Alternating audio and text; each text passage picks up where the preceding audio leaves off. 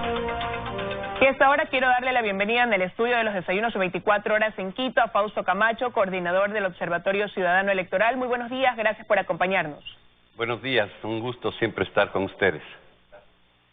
El gusto es nuestro. Si bien vamos a analizar algunos de los principales cambios o reformas propuestas al Código de la Democracia, me gustaría conocer su opinión de manera general. ¿Cómo evalúa estas reformas que se han hecho a 168 artículos dentro de este código? Un paso inicialmente positivo, sin embargo, creo que la Asamblea nos queda debiendo algunas cosas trascendentes que no fueron topadas en la reforma y otras que realmente deberían corregirse para que podamos gozar de un proceso electoral con absoluta tranquilidad. Me gustaría ir analizando cuáles son esas cosas que usted considera quizás quedaron como pendientes, que debieron haberse incluido, sobre todo cuando estamos a poco tiempo de iniciar un proceso electoral. El 2020 se viene y comenzaremos ya a mediados de año a sentir que es un año electoral para el 2021. Sí, por supuesto, encantado. Mire, creo que la primera cosa es que una reforma electoral debe ser integral y mantener coherencia. Creo que hay varias cosas en ese sentido que no tienen esa integralidad. Por ejemplo, no hay la suficiente normativa respecto de la seguridad jurídica y de la gestión de los procesos electorales con transparencia. Una de las cosas que ha adolecido digamos, la administración de los procesos electorales en los últimos años es la carencia de transparencia, la falta de transparencia, y para ello era necesario que en la ley conste de manera absolutamente clara qué es lo que debe hacer el Consejo Electoral para transmitir los resultados electorales. Habían varias propuestas que fueron presentadas por varios por varios legisladores, que no fueron recogidas, y creo que estamos a tiempo para que el presidente de la República, por ejemplo, pueda vetar parcialmente la ley y corregir esto para que no suceda lo que en el 17, no suceda lo que en el 19, no suceda lo que acaba de suceder en Bolivia con esa transmisión de resultados que pretende convertirse en resultados electorales oficiales. ¿Esa transmisión debe hacerse? Sí debe hacerse, pero debe tener un carácter provisorio, provisional, y debe haber un escrutinio provincial, que es el único que en audiencia pública con los miembros delegados de los partidos políticos que puede proclamar resultados definitivos. Y ahí hay una contradicción. No se modifica lo que estaba en el pasado, que era un vacío, pero adicionalmente se anticipa la instalación de la Junta Provincial Electoral ese día a las 5 de la tarde, no sabemos para qué. Es decir, ahí hay cosas que hay que corregir en ese sentido. Un punto. Un segundo punto que tiene que ver con el financiamiento de la política. Mientras no haya un sinceramiento del uso del dinero en la política, no vamos a resolver los problemas que hemos vivido, como los de Arroz Verde y otros. Mire usted. Pero en ese sentido, dentro de estas reformas al Código de la Democracia se busca ya transparentar esos recursos, tener un sistema que esté interconectado, incluso han dicho, con el Consejo Nacional Electoral, el Servicio de Rentas Internas, la UAFE, para poder investigar o saber de dónde provienen esos fondos que son los que sostienen pues las campañas electorales y los partidos políticos. Eso está perfecto, eso no está mal, es absolutamente insuficiente. Mientras la información respecto del monto, origen y destino de los recursos que se utilizan en política no sea una información pública, publicada en la página web del Consejo Nacional Electoral en línea. Esa bancarización que está obligada las organizaciones políticas a hacer, debe hacerse, pero los ciudadanos debemos tener acceso a esa información. Mientras eso sea reservado y no sea público, no habremos conseguido nada. Pero ese es un elemento. El otro elemento es que mientras no entendamos que la política cuesta dinero y pretendemos poner un freno con $3.700.000 como tope de gasto en una campaña electoral presidencial, simplemente nos estamos autoengañando. En el pasado era 1.700.000 y algo más, ahora lo pusieron al doble. Eso es insuficiente. Todos sabemos que una campaña electoral cuesta bastante más que eso y por tanto es necesario sincerar aquello. Había propuestas que estaban abordando el cuadruplicar el monto actual, con lo cual ya hay un equilibrio más o menos necesario, o absolutamente necesario, con 8 millones casi de dólares por campaña electoral, que puede gastarse más el complemento de los recursos públicos, lo cual hace que entonces sea una competencia real. Mientras los montos sean irreales, seguirá siendo una invitación para burlar la ley por parte de los partidos y movimientos políticos. Eso es también algo que puede corregirse y que el Ejecutivo puede ayudarnos a corregirlo a través del veto parcial. Segundo gran punto. Pero para usted la corrección iría poniendo igual un tope, solo que analizando bien las cifras, o dejando simplemente la posibilidad de no tener ese tope que hoy por hoy ya existe. Debe haber, Liz, un tope. No podemos dejarla al libre albedrío y sin control. No, para nada. Hay que sincerar el uso del dinero en la política, pero poniendo límites, poniendo reglas claras, pero reglas reales, no reglas irreales como la que está propuesta. Siempre es necesario el control, siempre es necesario la participación del Ejecutivo, del Gobierno, del Estado en el financiamiento de la política, porque es un mecanismo adicional de alguna manera de igualar entre los que tienen y los que no tienen, para que la competencia sea una competencia igualitaria. Pero el dinero en la política debe ser público y debe estar al alcance de los electores. Nosotros, usted o yo o quien quiera, debería poder saber quién aporta, cuánto aporta antes del día de las elecciones, no después de las elecciones. Ahora, ¿coincide quizás usted o discrepa con aquellos que dicen que también dentro de estas reformas propuestas se debió pensar en alguna reforma que limite hasta cierto punto el número de participantes en los procesos electorales, el número de las organizaciones políticas que intervienen, considerando que en el último proceso se inscribieron más de 80.000 candidatos con 278 organizaciones habilitadas para formar parte de ese proceso? Sí, es necesario racionalizar el sistema de organizaciones políticas. Para eso existían varias propuestas que tampoco fueron incluidas en la reforma, como el incentivo para las alianzas, el incentivo para las fusiones, que no es un mecanismo que resuelve totalmente. La resolución de aquello, sin embargo, parece que no existía voluntad y votos en concreto, porque para una reforma se necesitan los votos en la Asamblea. Y era que los movimientos locales solamente puedan postular candidaturas para elecciones locales y que para el Parlamento, para la Asamblea Nacional, solamente puedan postular las organizaciones políticas nacionales. Esa es una solución a nivel de la ley, que no era posible porque no tenía los votos.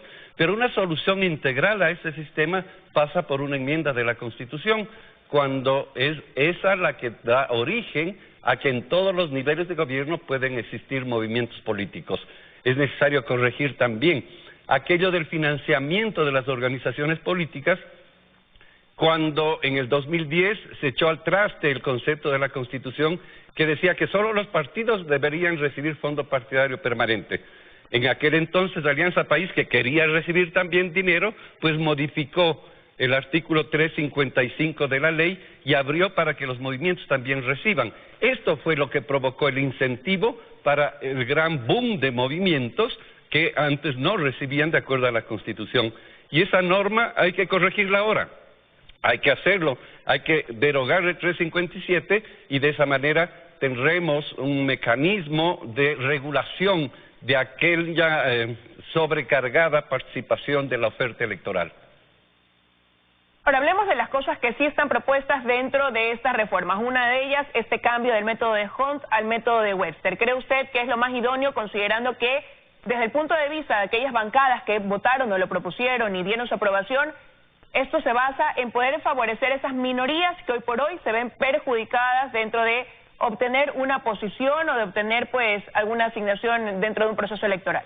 Sí, es absolutamente justo. Mire, en esto hay que partir de un hecho cierto.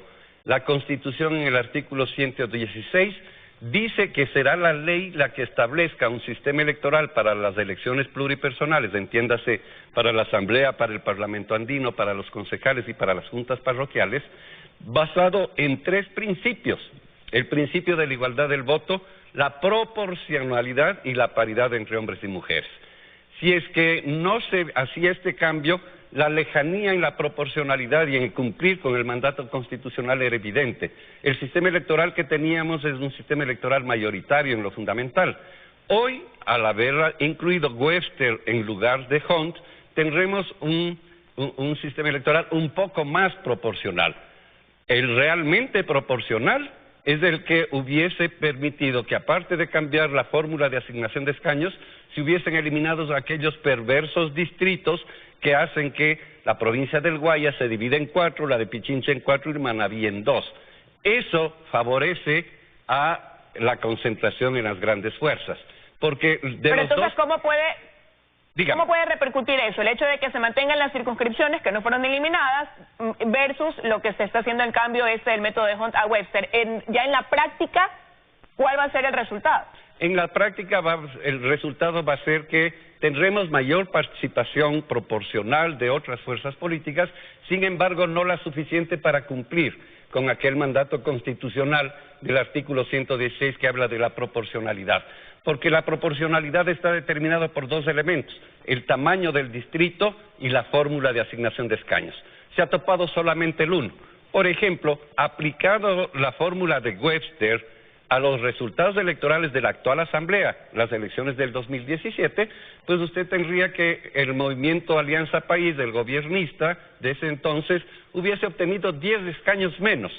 Y esos 10 escaños menos se hubiesen distribuido entre el resto de fuerzas políticas y hubiesen logrado el acceso de una o dos con 1, 2, 3 asambleístas. No se trata de que hay una, incorporación de muchas minorías. No se trata de eso. Es positivo. Lo que ha hecho la Asamblea en ese sentido es positivo porque nos acerca al mandato constitucional de la proporcionalidad en la representación. De igual manera es positivo que hayamos vuelto a la votación en lista, porque la votación en lista cerrada permite cumplir con el principio de la igualdad del voto. La lista abierta afecta. Pero esa votación en lista cerrada implica, o ese voto en plancha implica votar más que por las personas, por las organizaciones. Y ahí, ¿qué responsabilidad tendrán entonces estos partidos políticos también? Sobre todo considerando la cantidad de partidos y movimientos que hoy por hoy tienen la posibilidad de formar parte de un proceso electoral. Mire, finalmente los que escogen somos los electores. Y los electores hemos escogido que en el Parlamento estén representados en la actualidad no más allá de 8 o 9 organizaciones políticas o 10 máximo, que tampoco es un número extraordinariamente gigantesco, ya en la representación me refiero, ¿verdad? Es decir, porque otra cosa es la oferta electoral. Pero efectivamente es una combinación de las dos cosas. La lista cerrada es una responsabilidad mayor para los partidos, es una oportunidad que le da la ley, que le damos a la sociedad ecuatoriana a los partidos para que rehagan su papel de ser correas de transmisión entre las necesidades de la población y el Poder Legislativo y el Estado en general, para que cumplan ese papel. Sí, y no dejarán de jugar un papel importantísimo también las personas, porque no es que la gente vota a ciegas, sino que también ubica quiénes están en cada una de esas listas, de tal suerte que ese es un segundo paso positivo. Como un tercer paso positivo desde mi perspectiva es el haber reconocido la necesidad de medidas de acción afirmativa para mejorar la composición de las mujeres en los organismos plurales, es decir, lo que se ha llamado esta paridad, ¿no es cierto?, que en este caso se expresará en procesos consecutivos hasta llegar al 50% del encabezamiento de las listas por parte de mujeres. Esto tiene como consecuencia que desde el 2009 para acá, el encabezamiento de las listas, el 80% eran hombres. Y eso hacía que apenas se llegue al 40, 38, 41% de representación de mujeres en el Parlamento.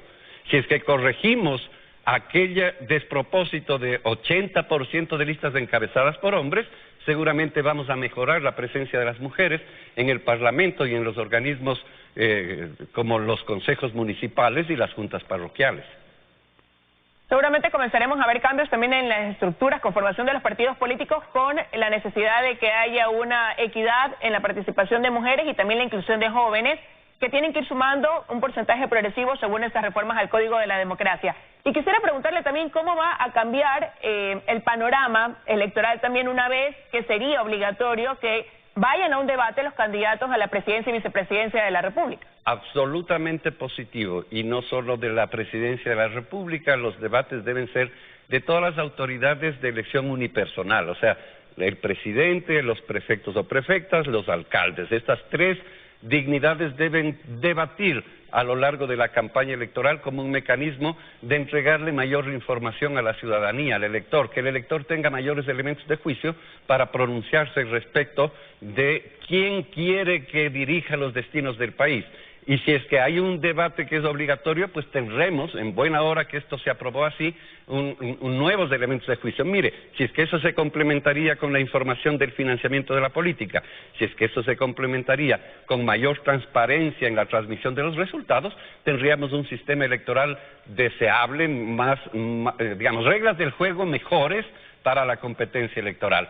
De ahí que nosotros como observatorio esta semana tomaremos la iniciativa de convocar a quienes quieran proponerle al presidente de la República un veto para mejorar las condiciones de la ley aprobada por la Asamblea y que en vez de que tengamos algo donde quedan muchas cosas en el tintero, las cosas más importantes puedan ser incorporadas para convertirse en ley y en el 21 tengamos, y en adelante del 21, digamos, procesos electorales con mejores reglas del juego. De ahí, el siguiente paso es la responsabilidad de los actores políticos. Si no hay un cambio de la cultura política de los partidos, de sus candidatos, las reglas del juego servirán poco. Estaremos a la espera de ver qué decisión toma el Ejecutivo. Lo cierto es que esas reglas del juego, como usted dice, hoy aprobadas, traerán un cambio para el proceso electoral que vivirá el país en el 2021. Quiero agradecerle su presencia esta mañana aquí en los desayunos de 24 Gracias a usted, Liz. Un gusto siempre compartir con la ciudadanía estos temas tan importantes.